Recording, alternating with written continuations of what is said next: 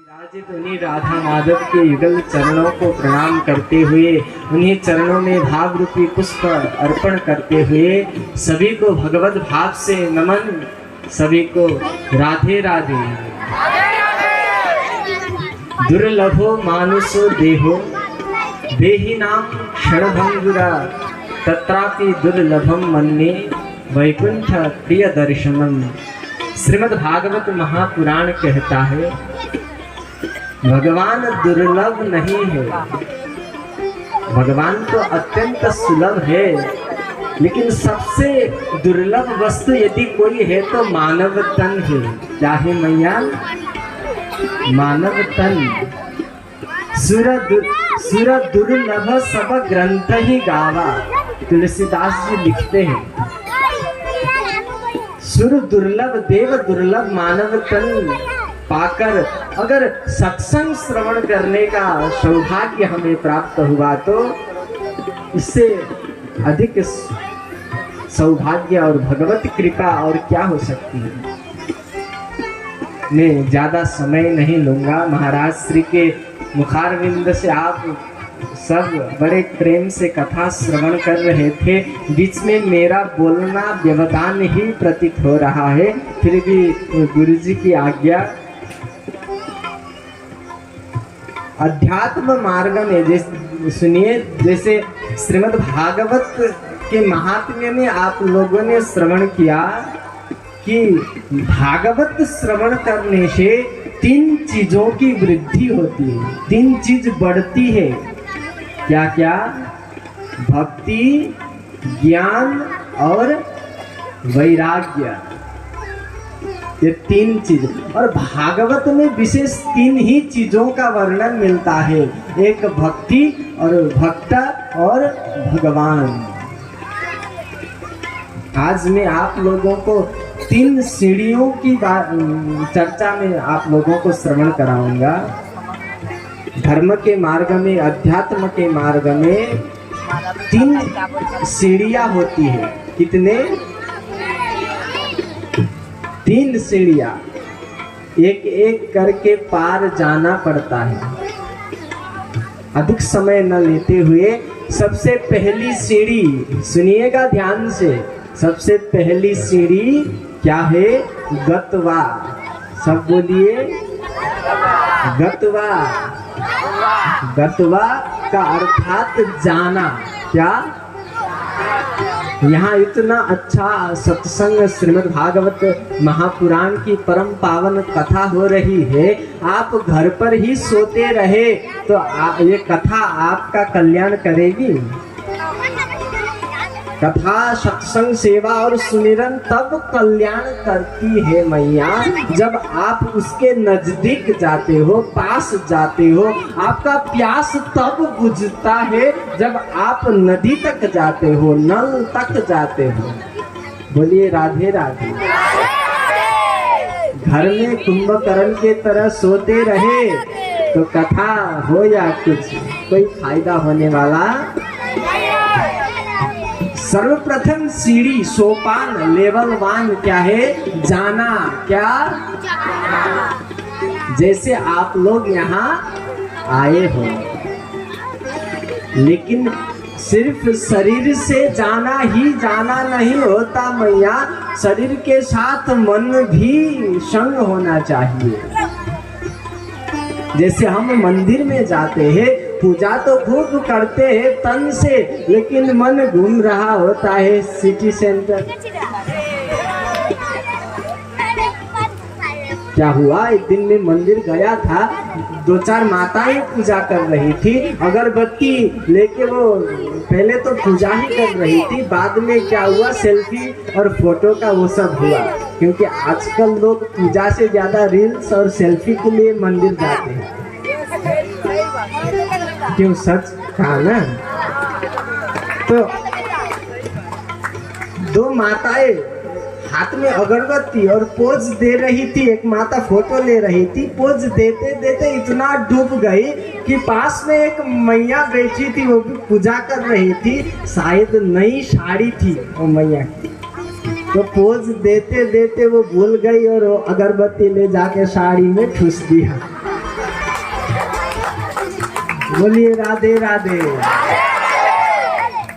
कहने का तात्पर्य सिर्फ शरीर को ही पूजा में, सत्संग में, सेवा में, सुमिरन में रखना, आहा, तब न सेवा कल्याण करेगी न सत्संग कल्याण करेगी। आप कथा में तो बैठोगे लेकिन कथा आप में नहीं बैठेगी।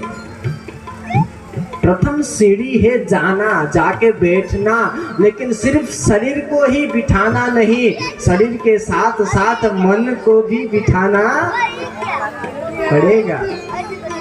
क्योंकि ये मन क्या है, गुरुजी बता रहे थे, ये मन बड़ा चंचल है।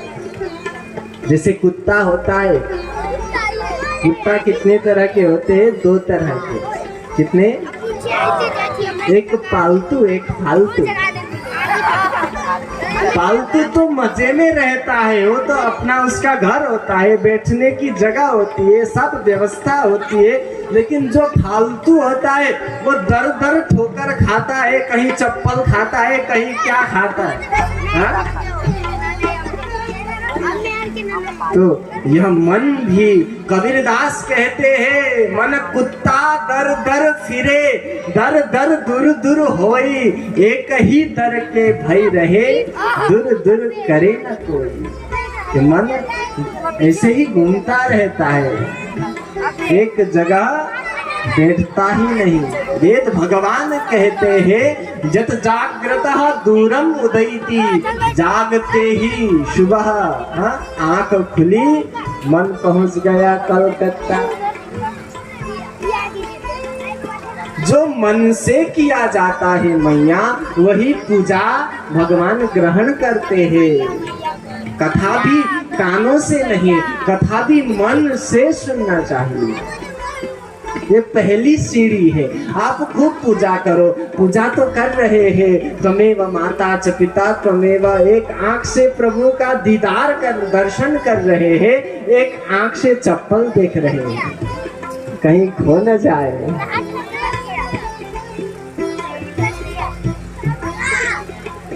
मन से करना चाहिए। कहने का तात्पर्य प्रथम सोपान, लेवल 1, तो आप तब पार करोगे जब आप मन के सहित बैठोगे। चाहे मंदिर, हम 1 घंटा मंदिर में बैठते हैं लेकिन 2 मिनट मन वहां नहीं रहता, भागता ही रहता है। आप 2 मिनट बैठिए लेकिन मन के साथ बैठिए।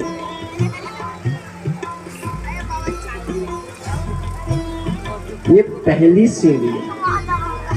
मैं ज्यादा समय नहीं लूंगा क्योंकि अमूल्य समय है, आज कथा भी बहुत गुरुजी को कहना है। तो अब लेवल 2 में हम जाते हैं। दूसरी सीढ़ी, आप लोग आ तो गए, बैठ भी गए, लेकिन सिर्फ शरीर को यहाँ बिठाया, मन को, जैसे माला हम फेरते हैं, माला फेरत जुग भया फिरा न मन का फेर, कर का मन का डार दे और मन का फेर। कहा भी गया है, मनः यस्य वशे नास्ति कुतस्तस्या परे जना, मना नाम वशमानीय त्रैलोक्य वर्तते वशः। जो अपने मन को जीत सकता है वो जगत को जीत सकता है, जो अपने मन से हार जाता है मैया, वो जगत को क्या जीतेगा। मन के जीते जीत है, मन के अर्जुन भी कहते हैं भगवान से, हे माधव, हे केशव, चंचलम ही मनः कृष्ण प्रमादी बलवत् दृढ़म। गीता में कहते हैं, हे भगवान, ये मन बड़ा चंचल है, इसको कैसे वश में किया जाए। हम मंदिर में तो जाते हैं, पूजा में तो बैठते हैं, सत्संग में तो बैठते हैं, लेकिन मन हमारे साथ बैठता ही नहीं। क्यों बैठता है मैया? याद आ रहा होगा, घर में पता नहीं पतिदेव क्या कर रहे होंगे, बच्चे सब क्या कर रहे होंगे। इस चंचल मन को कैसे जीता जाए? तो भगवान श्री कृष्ण गीता में कहते हैं, असंशयम महाबाहो मनोदुर्निग्रहम चलम अध्यासेन त कौन्तेय वैराग्येन च गृह्यते। मन को जीतने का सरल उपाय दो है, भगवान गीता में बताते हैं। पहला उपाय है अभ्यास। क्या? प्रैक्टिस। करत करत अभ्यास से जड़मति होत सुजान, रसरी आवत जात ते सिल पड़ पड़त निशान। अभ्यास से बार बार बार बार आप लगे रहो, एक न एक दिन सक्सेस जरूर मिलेगी। और अभ्यास के साथ साथ वैराग्य का होना भी आवश्यक है। ये वैराग्य आप जानते हैं क्या है? वैराग्य क्या होता है? हाँ, हमने कथा तो सुना था, भक्ति ज्ञान और वैराग्य। ये वैराग्य क्या होती है? एक होती है त्याग, एक होती है वैराग्य।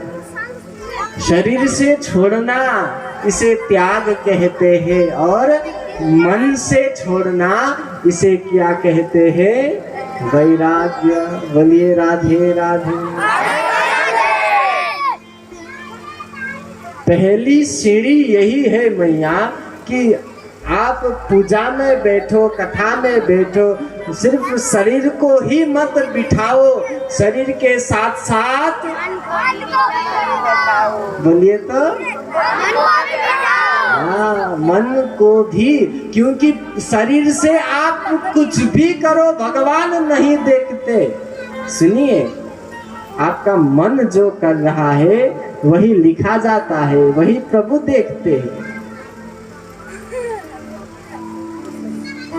मुख से तो बोल रहे हैं राम राम, लेकिन मन से दे रहे हो गाली। सब देख रहे हैं। तो ये पहली सीढ़ी हुई।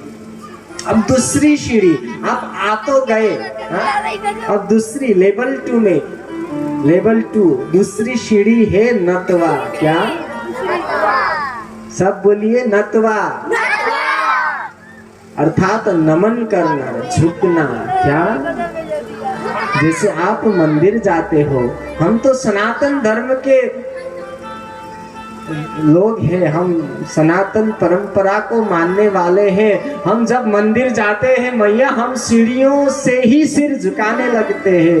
क्यों? क्योंकि हमारे शास्त्र मुनि और विद्वान हमको शिक्षा देकर गए हैं कि जो वस्तु तुमको ईश्वर तक पहुंचा दे उसको नमन सदा करना चाहिए। हम सदा झुकने वाले हैं, क्योंकि बिना झुके कुछ मिलने वाला। एक खाली ग्लास को भरने के लिए पहले उसको भी झुकना ही पड़ता है।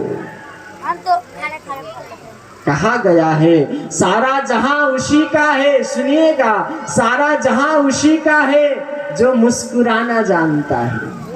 सारा जहां उसी का है जो मुस्कुराना जानता है।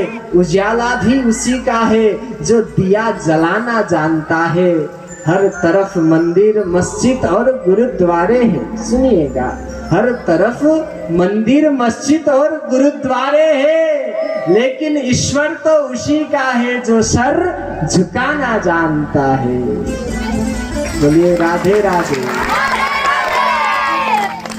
इसीलिए गीता महात्म्य में बताया गया है, तद्विद्धि प्रणिपातेन परिप्रश्नेन सेवया उपदिश्यन्ति तद्ज्ञानम ज्ञानिनस्तत्त्वदर्शिनः। यदि आप ज्ञान चाहते हैं तो आपको पहले झुकना पड़ेगा। सब झुकते हैं मैया। सुनिए, दो चीज कभी भी नहीं झुकती। क्या क्या आपको पता है? सब झुकते हैं लेकिन दो चीज नहीं झुकती। क्या? नमन्ति फलिता वृक्षा, फल से लदा वृक्ष सदा झुका रहता है।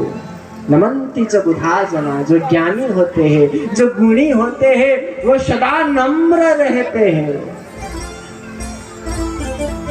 झुके रहते हैं। और सब तो झुकते हैं, लेकिन दो चीज, पहला शुष्क काष्ठानी, सूखी लकड़ी वो झुकती है।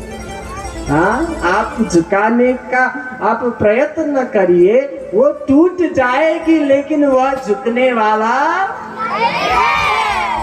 और दूसरा मूर्ख व्यक्ति, शुष्क काष्ठानि मूर्खाश्च विद्यन्ते न नमन्ति च, भले वो टूट जाए लेकिन वह कभी नहीं झुकता। लेकिन जो ज्ञानी होते हैं, जिसको बहुत आगे तक जाना होता है, वह सदा झुका हुआ हो रहता है। ये दूसरी सीढ़ी है। जैसे हम आते हैं यहाँ, आकर पूजा कर कर भागवत जी पर सर झुकाते हैं, लेकिन याद रखिए, सिर्फ सर को झुकाना ही झुकना नहीं होता। सर के साथ क्या झुकाना? हाँ, नो नो नो, सर के साथ अहंकार को झुकाना। क्या?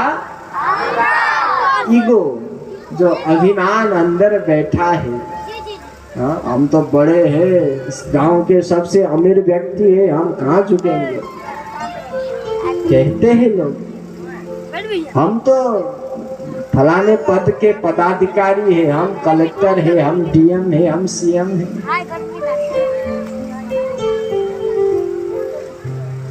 सर झुक जाए लेकिन अभिमान खड़ा रहे, वो झुकना नहीं होता। क्योंकि सिर गिरे सजदे में, अरे दिल में दगाबाजी हो, ऐसे सजदे से भला कैसे खुदा राजी हो। राधे राधे। अंदर का अहंकार झुक जाए।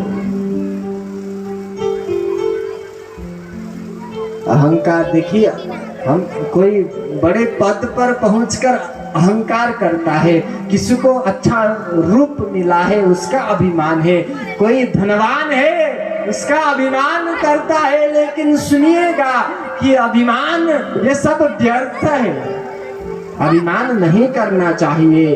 क्यों? क्योंकि हम सब आए थे खाली हाथ और जाएंगे लेकर कुछ जाने वाले नहीं, फिर क्यों अभिमान करना। अरे महान सिकंदर, जिसने सारा जगत जीत लिया था, वह मरने वाला था, मंत्री को बुलाया और बोला कि जब मैं मर जाऊं, जब मेरी शव यात्रा निकलेगी, तब मेरे दोनों हाथ नीचे गिरा देना। मंत्री बोला, महाराज ऐसा क्यों? तब सिकंदर कहता है कि पूरी दुनिया वाले देख ले, दुनिया वाले देख ले, समझ ले क्या, कि जगत को जीतने वाला सिकंदर भी जब मर के गया खाली हाथ गया। इसीलिए क्यों करते हो गुरूर घमंड, क्यों करते हो गुरूर अपने ठाट पर। अरे मुट्ठी भी खाली रह जाएगी जब पहुंचोगे घाट पर, कुछ लेकर हम नहीं जाएंगे। इसीलिए ये अभिमान नहीं करना चाहिए। आप अच्छे से देखिए, जैसे खीर बनाने के लिए आप अच्छे से अच्छा दूध लाइए, अच्छे से आप बढ़िया वाला चावल लाइए, आप सब कुछ व्यवस्था करके प्रेम से खीर बनाइए। लेकिन खाने से ठीक 5 मिनट पहले उस खीर में 2-4 थोड़ा सा पेट्रोल घुस जाए तो खीर कैसा होगा? हाँ? आप खा पाएंगे? जैसे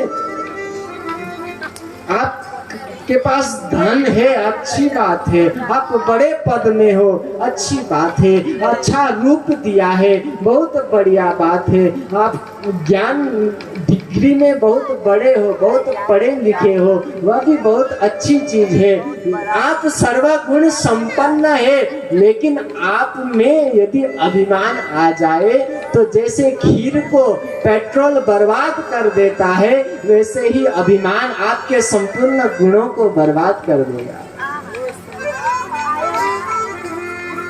इसीलिए मान बढ़ाई जब से आई तब से किस्मत फूटी। स्वामी स्वामी मेरा मेरा भजने लागे लगन राम से छूटी। बोले राधे राधे। ये दूसरी सीढ़ी है, क्या? झुकना। लेकिन केवल फिजिकली नहीं, आप सिर को ही झुकाए और झुकना नहीं होता, सिर के साथ साथ क्या झुकना चाहिए? जोर से बोलिए। हाँ, जैसे मंदिर जाते वक्त हम चप्पलों को बाहर उतारते हैं, वैसे ही अहंकार को भी बाहर ही उतार दीजिए। अब तीसरी सीढ़ी, पहला क्या था? गतवा, जाना। दूसरा नतवा, झुकना। अब तीसरा है दत्वा। क्या? दत्वा यानी देना। क्या? देना।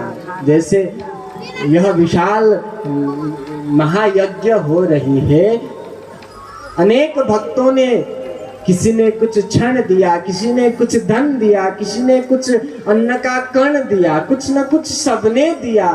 आप सब मंदिर जाते हैं, पूजा करते हैं, फिर बाद में दान पात्र रखा होता है, वहां पर कुछ न कुछ जरूर देते हैं। क्यों? धन की 3 गति होती है। सुनिए मैया, पहली गति है दान, और दूसरी भोग, तीसरी नाश।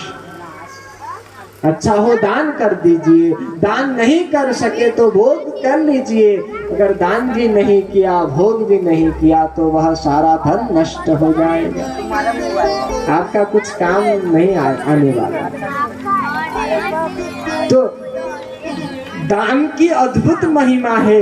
ऋग्वेद में एक सूत्र आता है, एक हस्तम समाहारा सहस्त्र हस्त शंकिरः।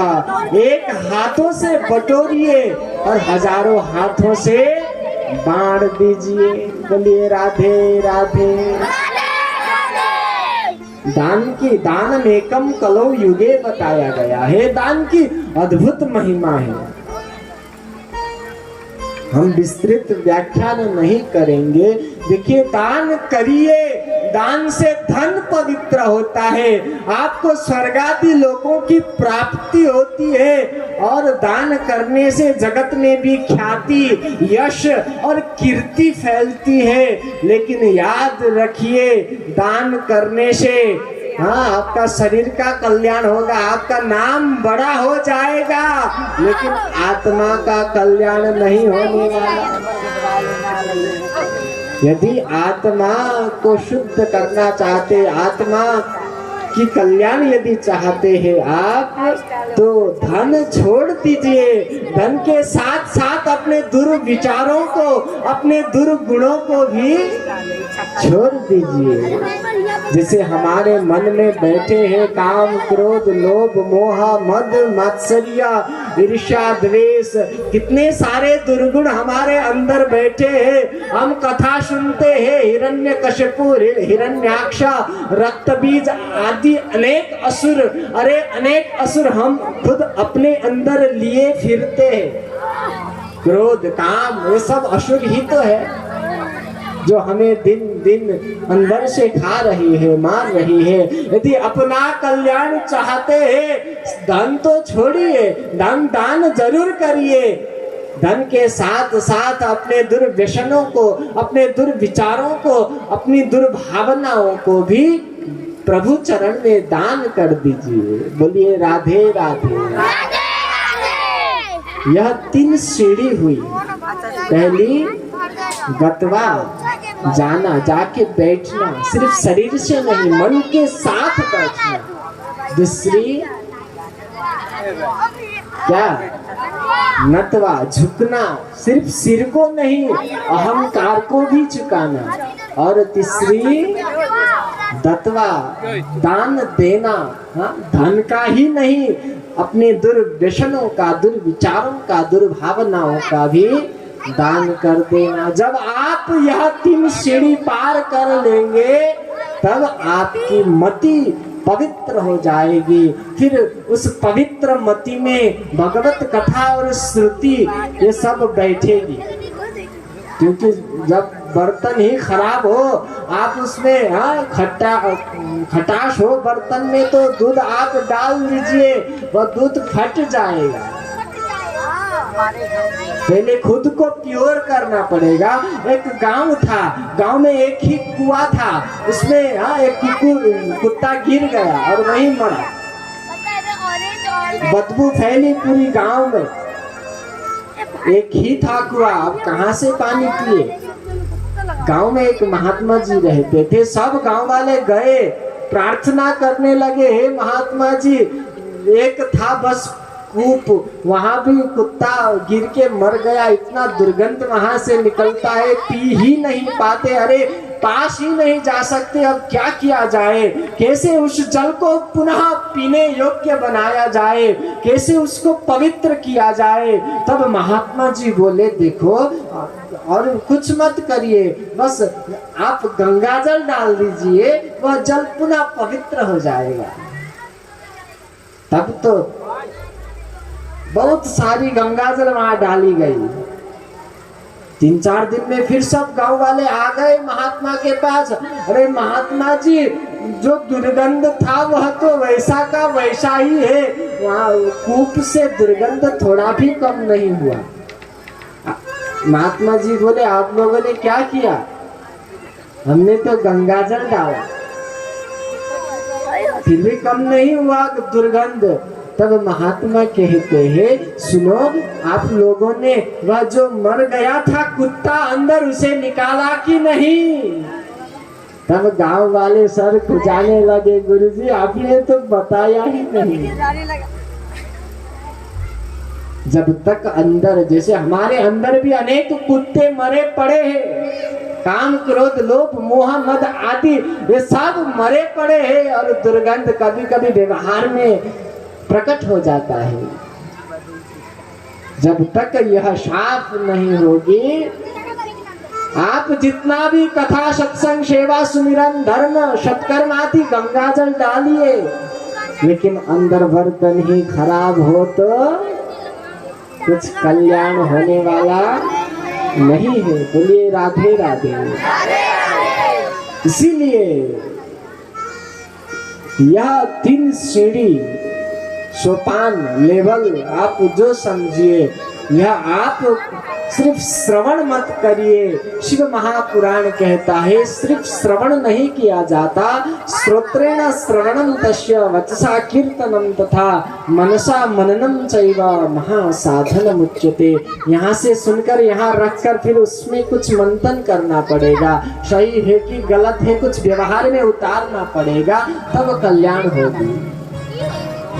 अंतिम निवेदन करता हूँ कि हम सब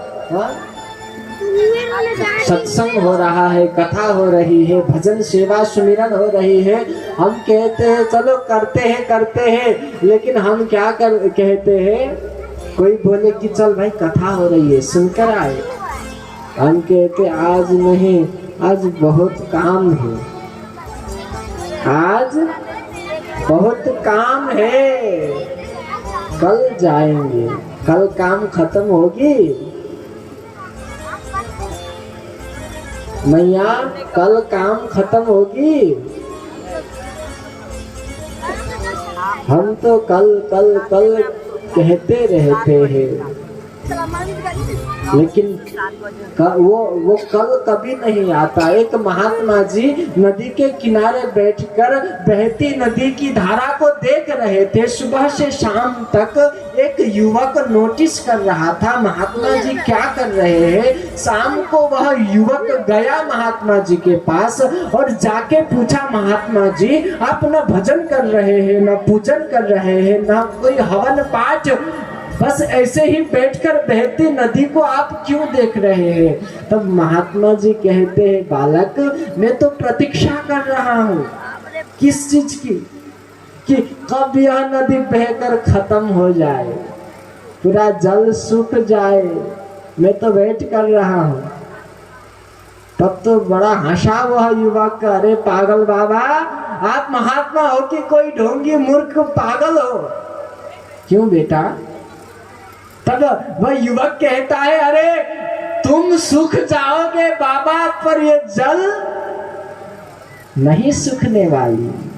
यदि पार जाना है तो बहती धारों को चीरते हुए जाना होगा। तब हंसकर कहते हैं संत महात्मा कि देखो बेटा, सारे दुनिया वाले जो कल कल कल कल कहते हैं, मैं उन सभी को यही बताना चाहता हूँ। क्या?